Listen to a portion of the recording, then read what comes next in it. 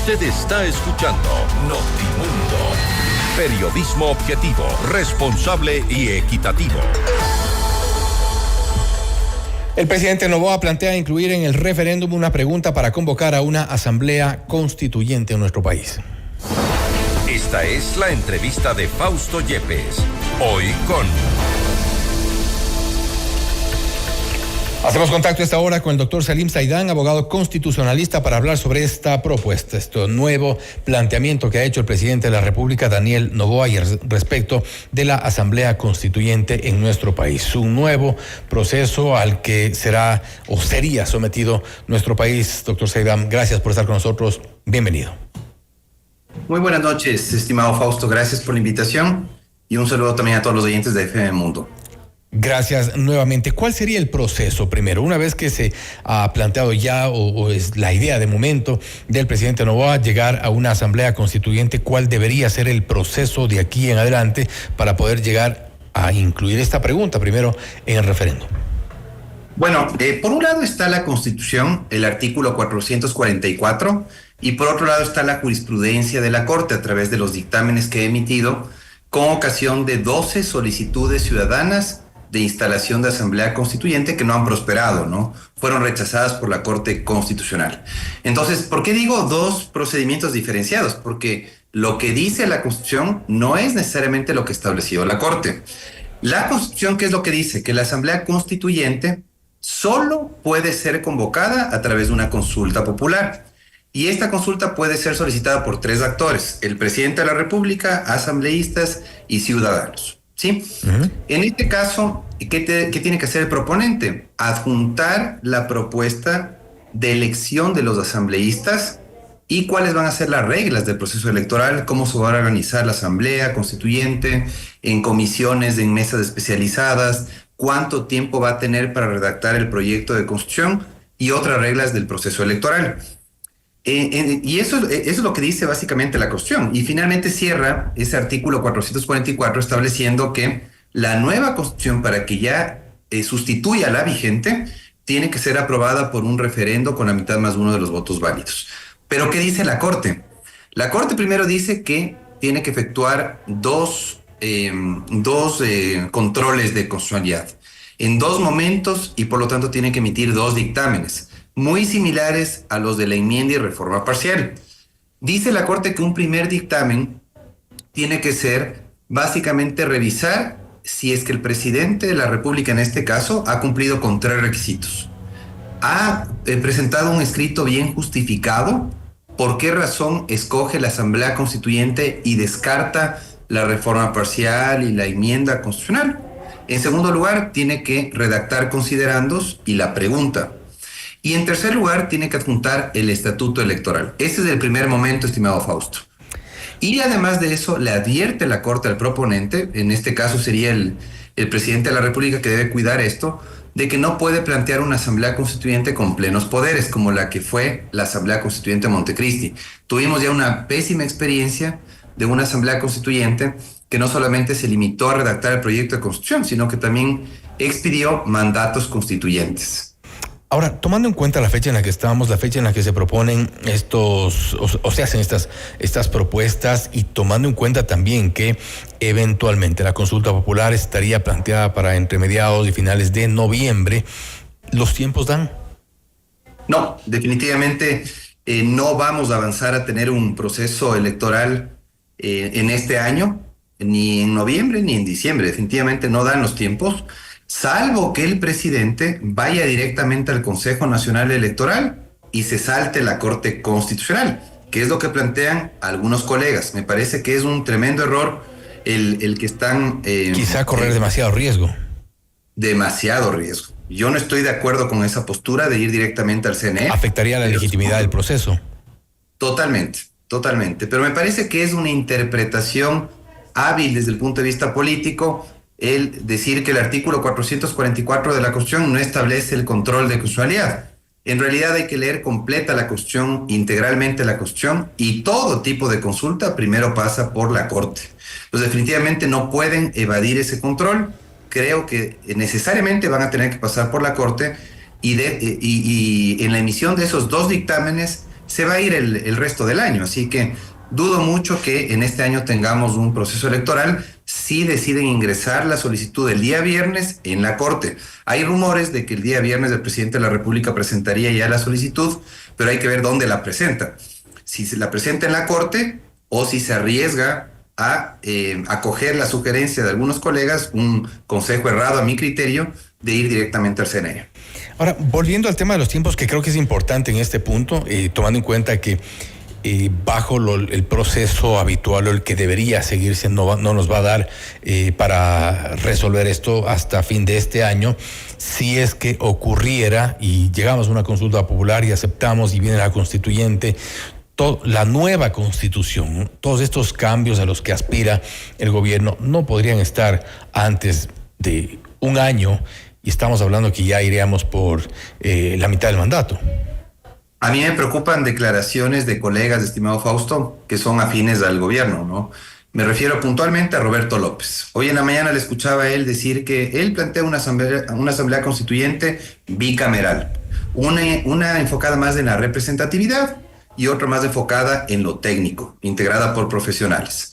Por otro lado, decía también que eso corresponde a la historia constitucional, que hemos tenido más bicameralidad que unicameralidad. Y además me preocupa el siguiente planteamiento que él hace.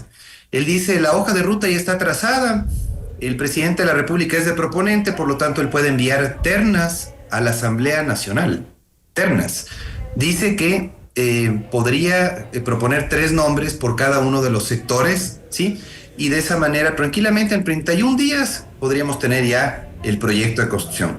A mí me parece que eso es absolutamente peligroso, poco democrático y además irreal. Imposible redactar de manera seria y responsable un proyecto de constitución de 300 artículos, como dice él, en tan poco tiempo. Es imposible eso. Y sobre todo lo último, esta falta de seriedad en la que podría caer una redacción de una constitución, es decir, algo con tanta trascendencia, tomarle tan a la ligera, una aventura quizá innecesaria, mucho menos en el momento por el que atraviesa el Ecuador.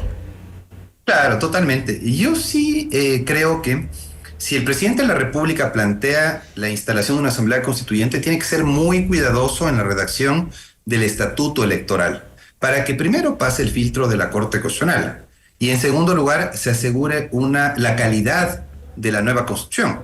¿Qué pasa si se mantienen los mismos requisitos, por ejemplo, para integrar la Asamblea Nacional? 18 años, ser ecuatoriano, estar en goce de los derechos políticos. ¿Qué calidad de leyes hemos tenido? ¿Vamos a tener una Constitución de esa pobre calidad? Definitivamente, si queremos mejorar constitucionalmente hablando, esperaría yo que el presidente de la República al menos exija más requisitos para integrar la Asamblea Constituyente.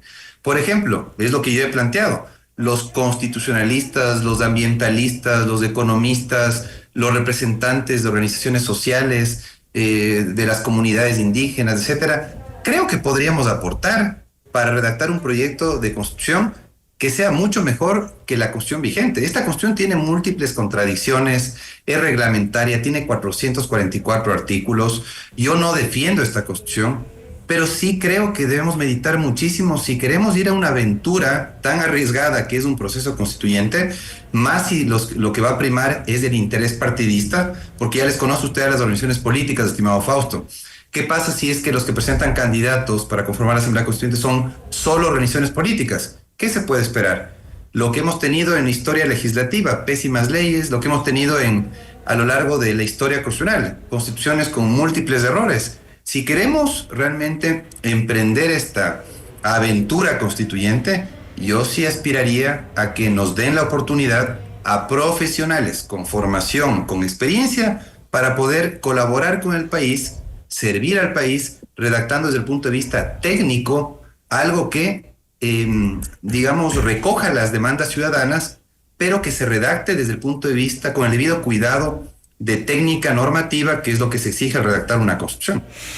Ahora bien, mientras todo esto ocurre, porque mucho se ha hablado durante todos estos meses, desde el año pasado, desde el momento en el que se declaró el conflicto armado interno, la presentación de proyectos de ley que después fueron ya aprobados hoy por hoy, en algunos casos son leyes vigentes. Muchos de los cambios que se requieren, se ha dicho, son temas normativos que bien pudieron pasar, no necesariamente por la vía de lo económico urgente, y que podrían cambiar de alguna forma el escenario de nuestro país para la lucha contra el narcotráfico, para la lucha contra la delincuencia organizada, para mejorar los sistemas de salud. Esto no ha ocurrido. Una constituyente no nos garantiza tampoco.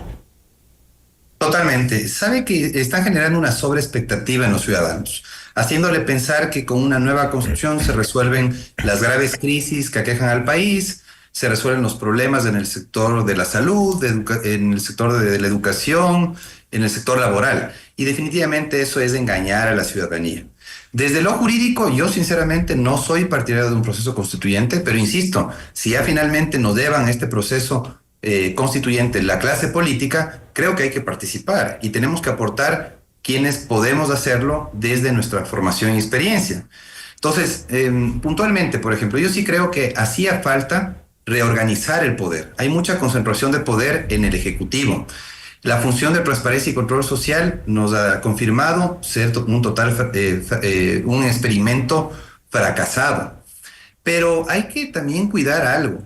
Definitivamente desde lo político, ¿cree usted que el presidente de la República va a poder sostener su nivel de apoyo popular en un proceso tan largo que supone ir 3 veces a las urnas?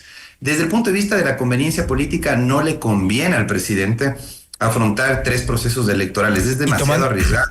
Y tomando en cuenta que en ese camino del proceso de la consulta popular, el referéndum, los asambleístas, la aprobación de la consulta, de la Constitución, en todo ese camino tampoco es que vamos a ver los ciudadanos soluciones ya a la par, porque se supone que y se plantean las soluciones cuando tengamos la nueva Constitución. Mientras tanto, la situación va a seguir igual.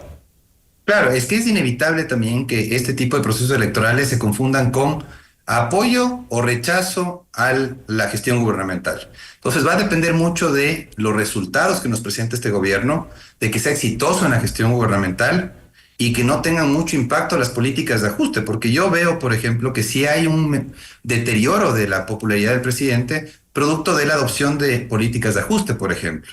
Usted ha visto que se han activado la movilización popular y demás por el tema del diésel, por ejemplo.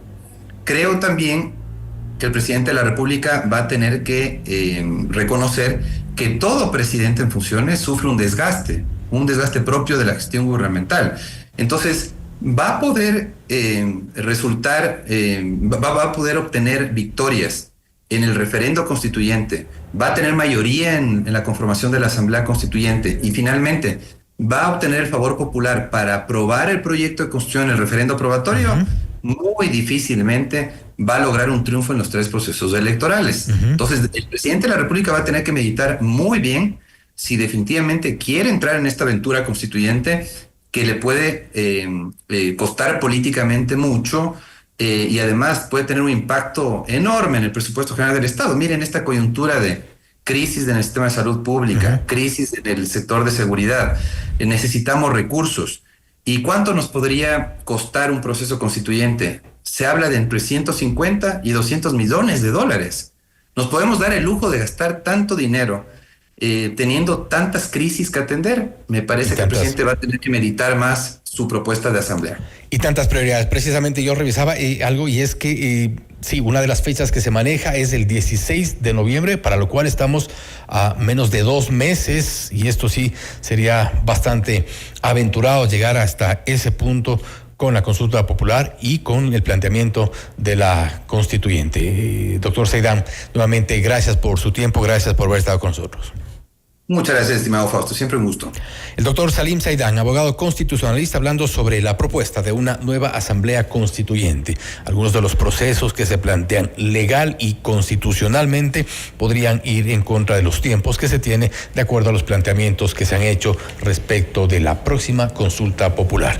Esto es Notimundo Estelar, siempre bien informados. Usted está escuchando